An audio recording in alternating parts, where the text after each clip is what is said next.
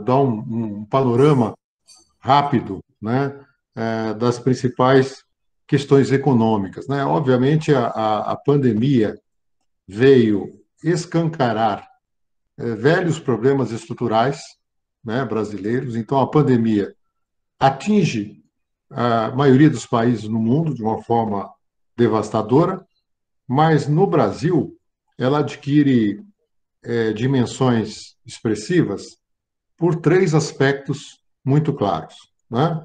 A primeira são as debilidades estruturais, né? No Brasil, 50% dos lares brasileiros, vocês conhecem esse tema melhor do que eu, não tem acesso a esgoto, né? Nós temos um déficit habitacional de milhões de habitações. Muitas pessoas não conseguem cumprir os protocolos de higiene e de isolamento e distanciamento por se acumularem em pequenos cômodos, não é? Quando não são moradores em situação de ruas em muitas cidades, né? Então, na verdade, essa situação estrutural ela ganha uma dimensão extraordinária na crise.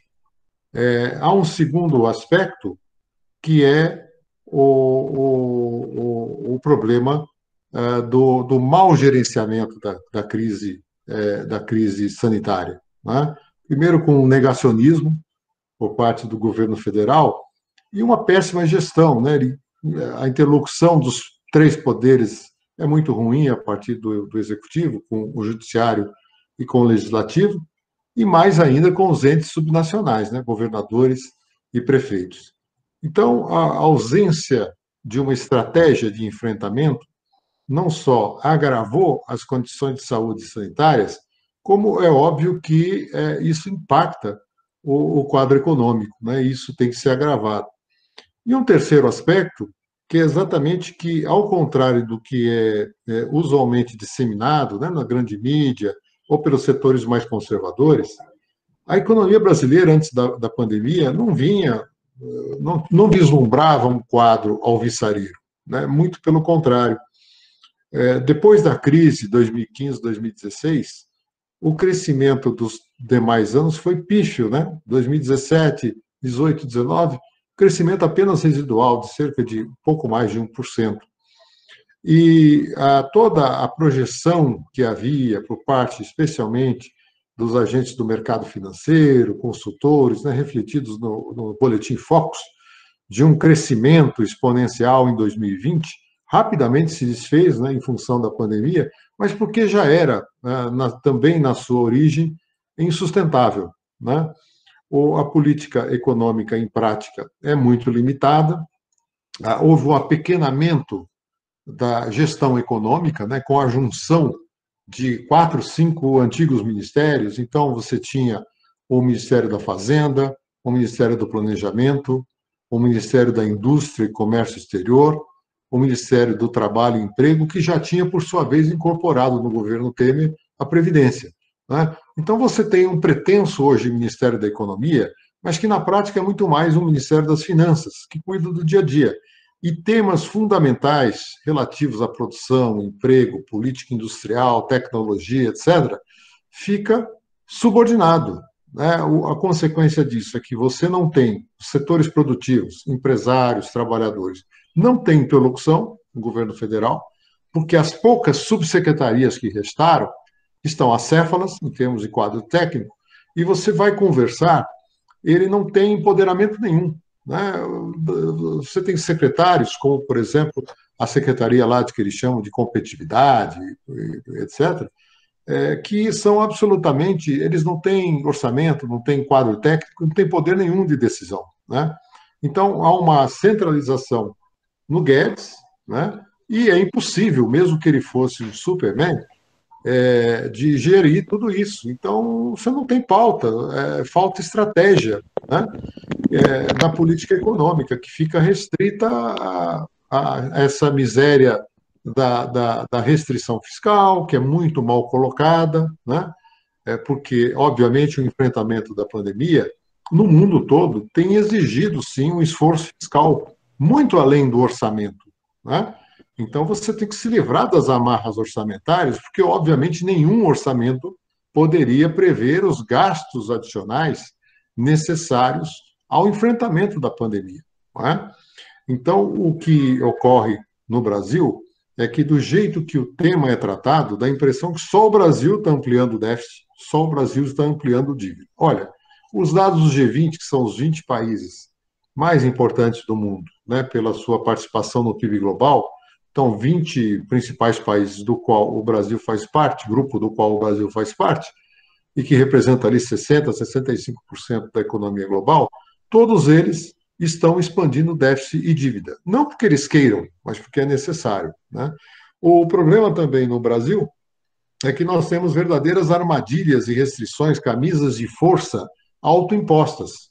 Né? Eu vou citar uma que é óbvia, que é a famosa lei do teto de gastos, a emenda constitucional 95.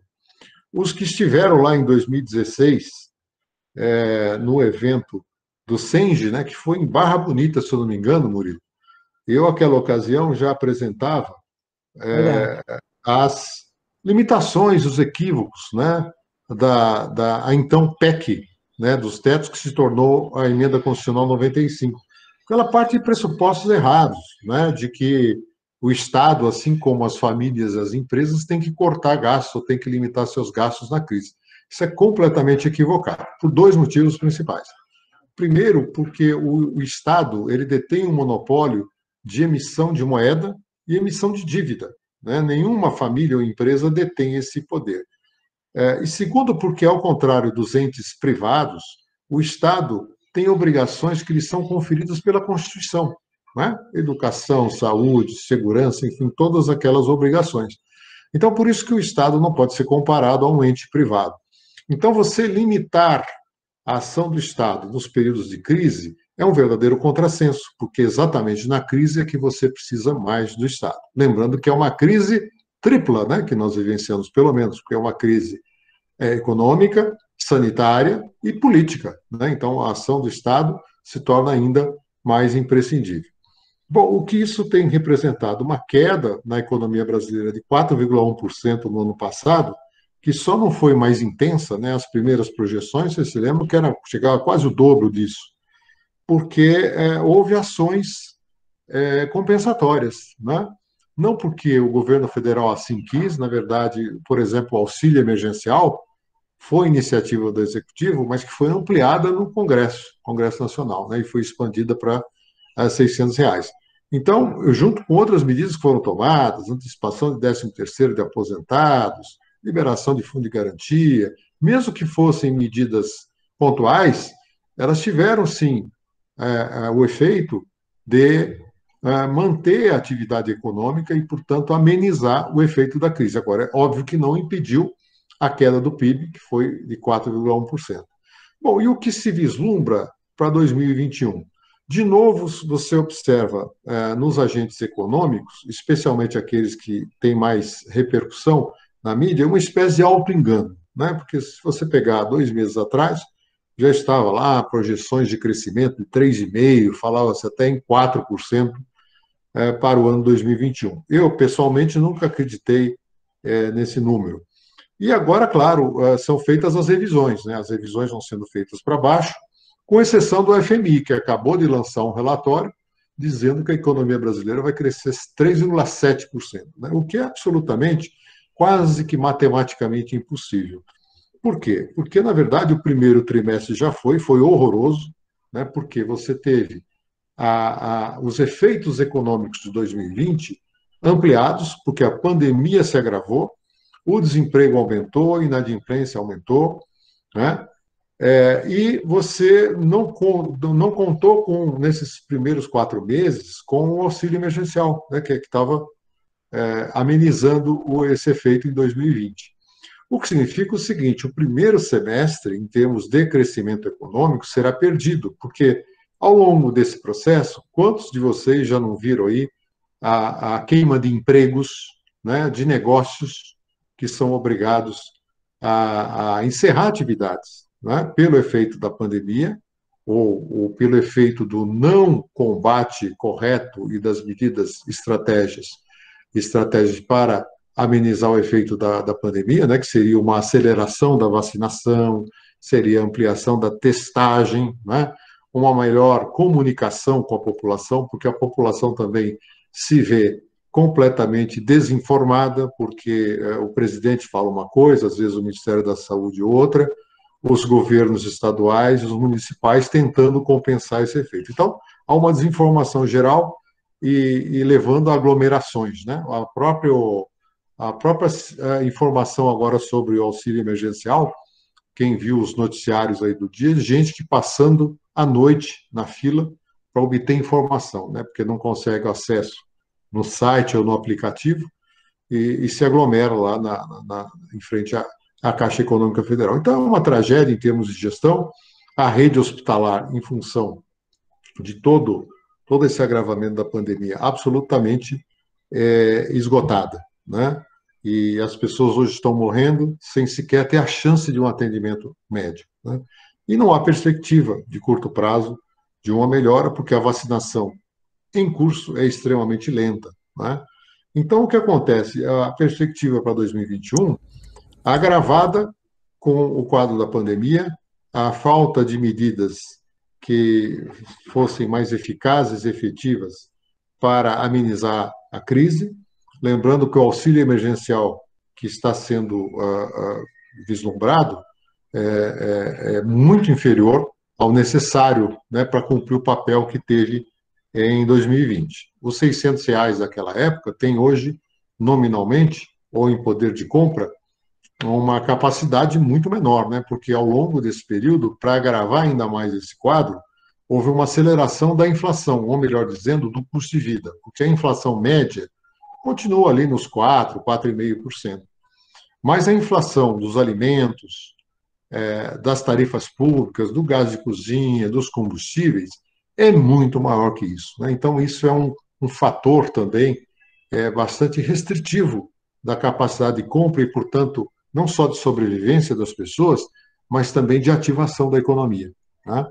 O resultado disso será, em 2021, um crescimento pífio da economia, que, se chegar a 2% lá no final do ano, vai ser um resultado que eu considero, aos olhos de hoje, otimista, né?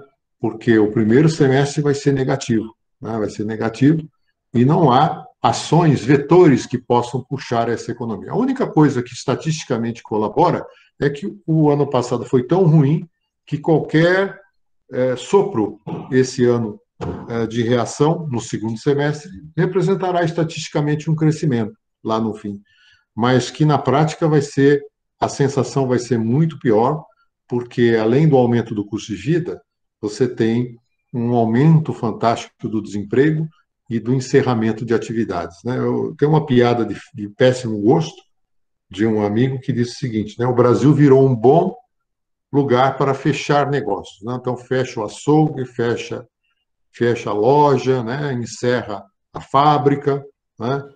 Em função da falta de estratégia, né? Tanto de combate à pandemia, como também de política econômica, né? Para fazer esse efeito. Então, esse é o quadro que eu queria traçar. Infelizmente, é um quadro negativo. Quero destacar, no entanto, que a potencialidade do Brasil continua imensa, né? Mas, infelizmente, as restrições autoimpostas à política econômica, o apequenamento dessa visão de política econômica e ainda a má gestão da crise não deixam qualquer espaço para uma reação. Muito obrigado.